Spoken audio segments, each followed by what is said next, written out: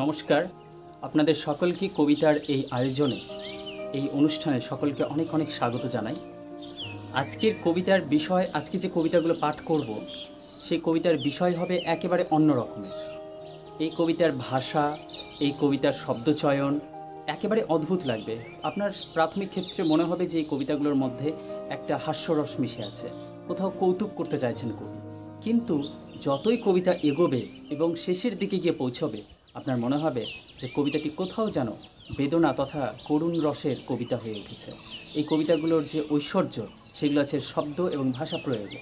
দেখুন কি চমৎকারভাবে কবিতাটি, যদি এই রকম কবিতার ক্ষেত্রে যদি বিষয়টিকে একটু সামনে তুলে ধরা হয়, এই রকম যদি হয় যে কোনো পুরুষের স্ত্রী তাকে ছেড়ে চলে গেছে, সেই পুরুষ এখন কি করবে, কোথায় যাবে সে, কোথায় গিয়ে তার একাকিত্বকে দূর করবে, কি করবে সে।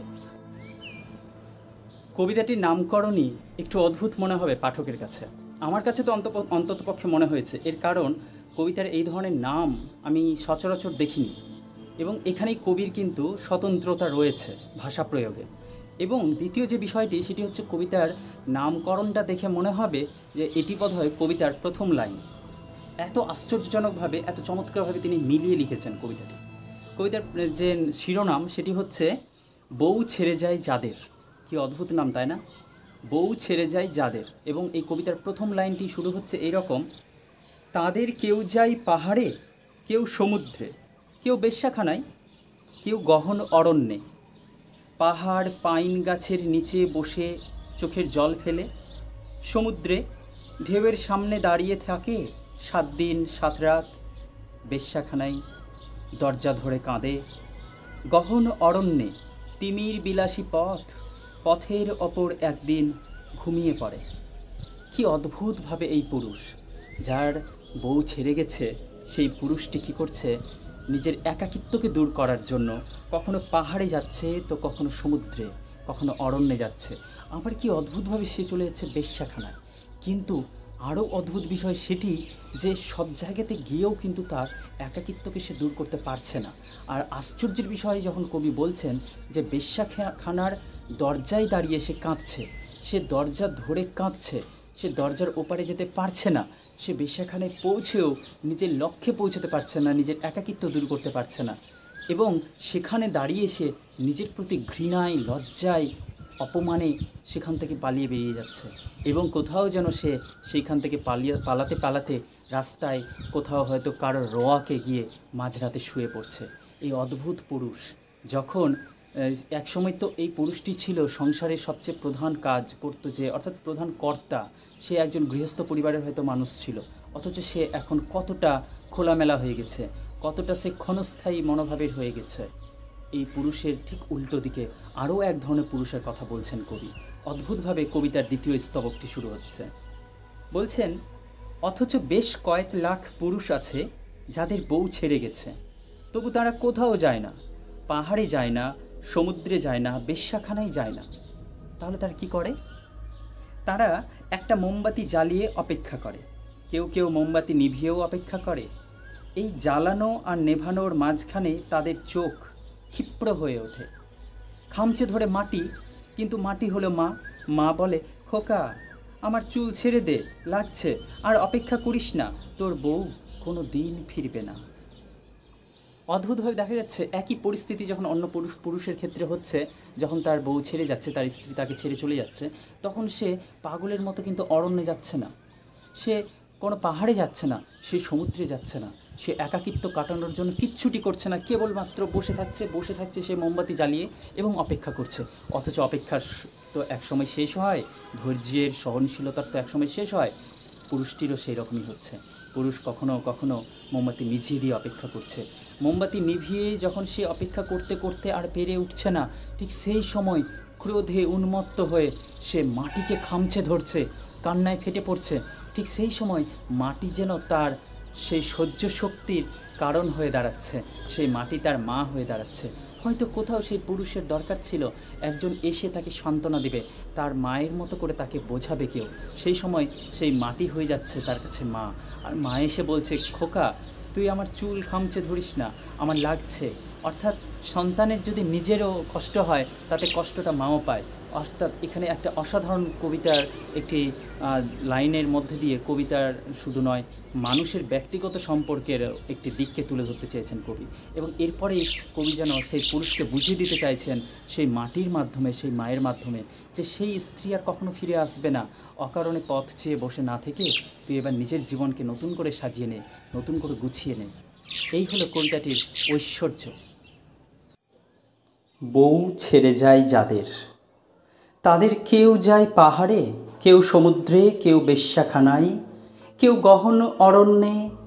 পাহাড় পাইন গাছের নিচে বসে চোখের জল ফেলে, সমুদ্রে ঢেউয়ের সামনে দাঁড়িয়ে থাকে 7 দিন 7 রাত, বেশ্যাখানায় দরজা ধরে কাঁদে। গহন অরণ্যে তিমির বিলাসী পথের ওপরে একদিন ঘুমিয়ে পড়ে। অথচ বেশ কয়েক লাখ পুরুষ আছে যাদের বউ ছেড়ে গেছে, তবু তারা কোথাও যায় না। পাহাড়ে যায় না, সমুদ্রে যায় না, বেশ্যাখানায় যায় না। তারা একটা মোমবাতি জ্বালিয়ে অপেক্ষা করে, কেউ কেউ মোমবাতি নিভিয়েও অপেক্ষা করে। এই জ্বালানো আর নেভানোর মাঝখানে তাদের চোখ ক্ষিপ্র হয়ে ওঠে, খামচে ধরে মাটি, কিন্তু মাটি হলো মা। মা বলে, খোকা আমার চুল ছেড়ে দে, লাগছে, আর অপেক্ষা করিস না, তোর বউ কোনো দিন ফিরবে না। এই অসামান্য কবিতাটি যিনি লিখেছেন তিনি হলেন বিখ্যাত কবি সুবোধ সরকার।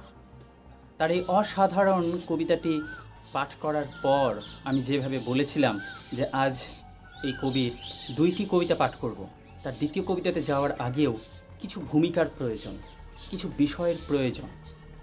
এই বিষয়টি হচ্ছে এই রকম যে দেখা যায় কোনো মানুষের জীবনকে নিয়ন্ত্রণ করার বা অন্য একজন মানুষের জীবনকে নিজের অধীনে রাখার যে প্রবণতা, সেটি কিন্তু কতটা কঠিন হয়ে উঠছে ক্রমশ এই সমাজের মধ্যে, তা আমরা হাড়ে হাড়ে টের পাই। বিভিন্ন চরিত্রের মধ্যে, বিভিন্ন সম্পর্কের মধ্যে এগুলো রয়েছে, কিন্তু কোথাও যেন নারীর জীবনকে নিজের অধীনে রাখার একটা প্রবণতা সবচেয়ে বেশি প্রকট হয়ে ওঠে পুরুষদের জীবনে। পুরুষেরা কোথাও যেন, বা স্বামীরা বিশেষ করে স্ত্রীদেরকে নিজের অধীনে করে রাখবে, তাদের স্বাধীনতাকে হরণ করবে এবং স্বাধীনতার পরিবর্তে একটা ধরা বাঁধা স্বাধীনতা বা একটা ছোটোখাটো আকাশ দিবে, আর সেইটারই তুলনা করে করে বারবার বলবে যে আমি তোমাকে এইটা দিয়েছি, অতএব তোমার এইটা করা উচিত। এই যে নিয়ম শৃঙ্খলা, এই যে লিস্ট অনুযায়ী বউ খোঁজা এবং গৃহবধূর কীরকমভাবে কর্তব্য হবে, কিভাবে সে আদর্শ বধূ হয়ে উঠতে পারবে, এই কারণে তার 2য়, 3য়, 4র্থ বারবার বিভিন্ন লিস্ট তৈরি হওয়া, এই আশ্চর্য কিছু কোথাও তো নারীর জীবনকে অপমানিত করছে, সমাজকে একটু হলেও পিছনে সরিয়ে দিচ্ছে। এই আশ্চর্য ছবিটি যখন আমরা কবিতায় পাই, যখন আমরা দেখি বউ কেমন হয়ে উঠবে কোনো কবিতায় তুলে ধরছেন, তা প্রাথমিক ক্ষেত্রে আমাদের হাসির খোরাক হয়ে উঠতে পারে, কিন্তু পরবর্তীতে আমরা বুঝতে পারবো যে এখানে হাসি কম আছে, এখানে লজ্জা পাওয়ার বিষয় আছে, এখানে ব্যঙ্গ রয়েছে। আর এই কথাটি বলেছেন শ্রীযুক্ত কবি জয় গোস্বামী তার গোসাই বাগান কবিতার আলোচনার বইতে। তিনি বলেছেন এই কবির কবিতাগুলো সম্পর্কে একটি আশ্চর্য কথা। তিনি বলেছেন এই কবি অর্থাৎ সুবোধ সরকার বেশিরভাগ সময় কৌতুকের ছদ্মবেশে কথা বলেন, কিন্তু অচিরাত বুঝতে পারা যায় কড়া কৌতুক, যা শুনে প্রথমে হেসে উঠলেও পর মুহূর্তে লজ্জা পেতে হয়। এইবার আমরা কবিতাটি অর্থাৎ দ্বিতীয় কবিতাটির ক্ষেত্রে যেতে পারি, দ্বিতীয় কবিতাটি পাঠ করতে পারি।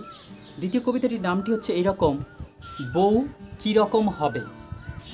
এই আশ্চর্য অদ্ভুত নামকরণের পরেই কবি লিখছেন সরাসরি, চিরহরিতের দেশে সে এক কাহিনী, আমরা চেয়েছি বউ হবে প্রজাপতি আঁকা মাটির কলসি। কি অদ্ভুত চিত্র, তাই না? বউকে একজন পুরুষ প্রজাপতি আঁকা মাটির কলসি বানিয়ে ছাড়ছে। এরপরে সে আবার আশা রাখছে যে যা উল্টে রাতারাতি পাপ ঢাকা যায়। বউ হবে বর্ষাকালে বেড়ে ওঠা তীব্র লাউ ডগা, কিন্তু সে কামুক দেখে এক ছুটে পালিয়ে আসবে। অর্থাৎ কামনা, বাসনা, ইচ্ছা, আসক্তি সব কিছু থাকবে সেই মহিলার, সেই স্ত্রীর, সেই গৃহবধূর, কিন্তু সে কর্তব্যের জালে জড়িয়ে পড়ে সেই কামনা বাসনাকে তুচ্ছভাবে উড়িয়ে দিবে। সে বর্ষাকালে যেন তার রূপ দেখে সেই পুরুষের কামনা বাসনা জেগে উঠবে, অথচ সেই নারী হবে কর্তব্যপরায়ণ। এই অদ্ভুত চিত্রটি আঁকছেন কবি। এরপরেই তিনি বলছেন, লিস্ট তৈরি করছেন, অদ্ভুত ধরনের লিস্ট। বলছেন, ভাত বেড়ে দেবে, জামা কেচে দেবে, জুতো মুছে দেবে, আমরা চেয়েছি তবু তার কাম পাতা যেন বেরিয়ে না পড়ে। সিঁদুর পরবে, আলপনা দেবে, পায়েস বানাবে, মাতাল স্বামীর জন্য জানলার শিক ধরে দাঁড়িয়ে থাকবে। স্বামী যা খুশি করতে পারে, সে মাতাল হবে, সে মাতলামি করবে, সে যা খুশি তাই করবে, অথচ সেই স্বামী আশা রাখছে তার স্ত্রী ভাত বেড়ে দেবে, তার স্ত্রী আলপনা আঁকবে, তার স্ত্রী তার জামা কেচে দিবে, জুতো মুছে দিবে, তাকে ভালোবাসবে। এবং এই ভালোবাসার কত ভয়ঙ্কর এবং বা এই ভালোবাসার সবচেয়ে উচ্চতা রয়েছে যে লাইনগুলোতে, সেই লাইনগুলো হচ্ছে এইরকম, চিরহরিতের দেশে সে এক কাহিনী, আমরা মাতাল, আমরা ধনুক, আমরা পাতক, বোতল ফাটিয়ে হাতঘড়ি বেচে পুলিশের বন্ধুর জিপে বাড়ি ফিরে আসি। কিন্তু বাড়ি ফিরে যেন আলপনা দেখি, যেন দেখি বউ ভাত বেড়ে একা বিয়ের রাতের মতো দাঁড়িয়ে রয়েছে। কি অদ্ভুত, তাই না? প্রথমে লিস্ট বানিয়ে একজন নারীকে সংসারে নিয়ে আসা হচ্ছে, তাকে দেখা হচ্ছে যে সে কোন পরিবারে কতটা উপযুক্ত, সে কেমন আদর্শ গৃহবধূ হতে পারছে, কিছু বৈশিষ্ট্যের উপর ডিপেন্ড করে তাকে পরীক্ষা নিরীক্ষা করা হচ্ছে।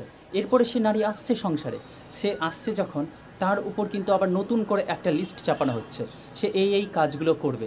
এই কাজগুলো সম্পূর্ণ করার পর যখন তার স্বামী বাড়িতে ফিরবে অনেক রাত করে, যখন দেখবে সে বোতল ভেঙেছে, সে কোনো কারণে পুলিশের কাছে ধরা পড়েছে, তাকে পুলিশের জিপে করে শেষমেশ আবার বাড়িতে রাখতে আসা হলো, এবং তারপরেও সেই নারী জানলার শিক ধরে দাঁড়িয়ে থাকবে, সে অপেক্ষা করবে তার স্বামীর জন্য, সে থালায় ভাত বেড়ে অপেক্ষা করবে, সে ভালোবাসার চোখ নিয়ে তাকিয়ে থাকবে পথের দিকে তার স্বামী আসবে। এই ধরনের অদ্ভুত দৃশ্য কবি কিন্তু আঁকতে চেয়েছেন। কিন্তু আশ্চর্যের বিষয় হচ্ছে কি, যে বাস্তবে কি এই সব কিছু বাস্তবে কি এই সব কিছু হচ্ছে শাসনের মধ্যে, নিয়ম শৃঙ্খলার মধ্যে? আচ্ছা, এই যে আলপনা আঁকা, এই আলপনা আঁকা কি শুধুমাত্র ওই শাসনের জন্যই, শাসনের বেড়িজাল বলা হবে? আচ্ছা, এই যে ভাত বেড়ে দেওয়ার কথাটা রয়েছে, তা এই ভাত বেড়ে দেওয়াটাতে কি সত্যি খুব চাপের বিষয় আছে? মানে ভাত রান্না করা বা কিছু রান্না করা, এবার সেই রান্নাগুলোকে পরিবেশন করা নিজের পরিজনদের মধ্যে, এটা কি খুব বেশি পরাধীনতা? এটা কি খুব বেশি স্বাধীনতা হরণ করে নেওয়া? এটা কি নারীরা ভালোবেসে করে না? করে, অনেক পুরুষও তো করে, অনেক পুরুষও তো রান্না করতে ভালোবাসে, তারা নিজের হাতেই নিজের পরিজনদের, নিজের বন্ধুবান্ধবদেরকে পরিবেশন করতেও ভালোবাসে। কিন্তু সমস্যা হচ্ছে কোথায়, যখন এই আলপনা প্রসঙ্গটি আসছে, যখন এই ভাত বেড়ে দেওয়ার সাথে সাথে আসছে জুতো মুছে দেওয়া, যখন আসছে কাপড় কেচে দেওয়া, যখন আসছে এই সমস্ত কিছুর পরেও স্বামীকে সে আদর্শ স্বামী করে তুলতে পারছে না, অথচ সে নিজের কামনা বাসনা সব কিছুকে জলাঞ্জলি দিয়ে একজন মাতাল পুরুষের জন্য অপেক্ষায় থাকছে। এটা কি তার কর্তব্যের মধ্যে পড়ছে? কতখানি কর্তব্যের মধ্যে পড়ছে? এখানে জয় গোস্বামী বিখ্যাত একটি কথা বলেছেন, খুব ভালো একটি কথা বলেছেন, সে মাতাল স্বামীর জন্য জানলার শিক ধরে অর্ধরাতে দাঁড়িয়ে থাকবে। পুরুষ অর্থাৎ স্বামী, সে যা খুশি করবে, কিন্তু বাড়ি ফিরে যেন আলপনা দেখি। কি সেই আলপনা? কবিতাটির শেষ লাইনটিতে এই আলপনার বড় করুণ আর নিরুপায় ছবি পাওয়া যায়। তারই মধ্যে মেয়েটি যে তার স্বামীকে ভালো না বেসে পারে না, সে কথাও যেন বলা আছে, নইলে রোজ দাঁড়িয়ে থাকবে কেন? কিন্তু স্বামীর কাছে ব্যাপারটা যাকে বলে টেকেন ফর গ্রান্টেড, হ্যাঁ, দাঁড়িয়ে থাকতেই হবে, সেই নারীকে স্বামীর অপেক্ষায় থাকতেই হবে, এটা বাধ্যতামূলক যেন তার জন্য, এটাই তো তার কর্তব্য। আশ্চর্যের বিষয় হচ্ছে, এই কবি চিরকালই বা প্রথম থেকেই যেন একটু অন্য ধরনের ভাষা প্রয়োগ করতে চেয়েছেন কবিতায়, নিজের ভাষা, স্বতন্ত্রতার ভাষা, এবং তার এই শ্রেষ্ঠ কবিতার বইতে এই কবিতাগুলো পাওয়া যাবে, এই ধরনের অদ্ভুত সব অসাধারণ কবিতা পাওয়া যাবে। এবং দেখা যায় যদি এই কবির শ্রেষ্ঠ কবিতার বইয়ের ভূমিকা অংশটি পড়া যায়, তাহলে আমরা এই কবির ভাষা সম্পর্কে, কবির ধারণা সম্পর্কে একেবারে স্পষ্ট একটা মনোভাব তৈরি হবে আমাদের মনের মধ্যে। তার ভূমিকা থেকে কিছুটা অংশ বলে শোনাচ্ছি দর্শকদের জন্য। কবি নিজেই বলছেন, আমি একটা জেদ নিয়ে বেঁচে আছি যে কবিতার শরীর থেকে সব গয়নাগাটি খুলে ফেলব। তাতে যদি কবিতা মার খাই খাক। এ কাজ আমার আগে অনেকে করে গেছেন, আমি আর একবার করব। কবিদের জন্য একটা লক্ষণ রেখা আছে, সেটা মেনে চলতে হয়। কিন্তু কেন মেনে নেব? কেন আমি অন্যের জামা পরব? কেন আমি অন্যের থালায় খাবো? ভিখিরিরও একটা নিজস্ব থালা থাকে। এই অদ্ভুত কথা, এই ভাষা প্রয়োগ থেকে তো নিশ্চয় আমরা বুঝতে পারছি যে কবি কোন জগতের মানুষ। বাংলা কবিতাকে ঠিক কোথায় গিয়ে পৌঁছে দিতে চাইছেন কবি। এখানে কবির এবং কবিতার এবং আমাদের পাঠক হিসাবে সার্থকতা, ভালো লাগা এবং ভালোভাবে বেঁচে থাকা। বউ কীরকম হবে? চিরহরিতের দেশে সে এক কাহিনী। আমরা চেয়েছি বউ হবে প্রজাপতি আঁকা মাটির কলসি, যা উল্টে রাতারাতি পাপ ঢাকা যায়। বউ হবে বর্ষাকালে বেড়ে ওঠা তীব্র লাউ ডগা, কিন্তু সে কামুক দেখে এক ছুটে পালিয়ে আসবে। ভাত বেড়ে দেবে, জামা কেচে দেবে, জুতো মুছে দেবে। আমরা চেয়েছি তবু তার কাম পাতা যেন বেরিয়ে না পড়ে। সিঁদুর পরবে, আলপনা দেবে, পায়েস বানাবে, মাতাল স্বামীর জন্য জানলার শিক ধরে দাঁড়িয়ে থাকবে। চিরহরিতের দেশে সে এক কাহিনী। আমরা মাতাল, আমরা ধনুক, আমরা পাতক। বোতল ফাটিয়ে হাতঘড়ি বেচে পুলিশের বন্ধুর জিপে বাড়ি ফিরে আসি। কিন্তু বাড়ি ফিরে যেন আলপনা দেখি, যেন দেখি বউ ভাত বেড়ে একা বিয়ের রাতের মতো দাঁড়িয়ে রয়েছে।